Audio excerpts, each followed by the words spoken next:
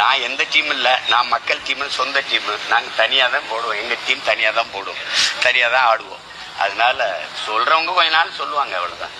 அது போய் இதெல்லாம் ஒரு சிக்கலா, இதெல்லாம் ஒரு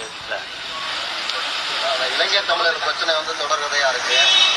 நம்ம தமிழர் அதுக்காக தான் போராட போயிட்டு இருக்கேன். அவர் நிர்மலா சீதாராமன் என்ன சொல்லிட்டாங்கன்னா, எப்பயுமே தமிழக மீனவருக்கு எந்த பாதிப்பு வந்தாலும் பிரதமர் மோடியும் ஜெய்சங்கரும் எல்லா நடவடிக்கையும் எடுத்துட்டு வர்றாங்க.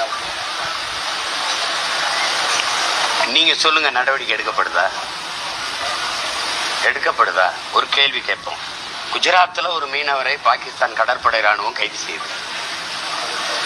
இந்திய கடற்படை ராணுவம் விரட்டி போய் தடுத்து அதை மீட்டு கொண்டு வருது.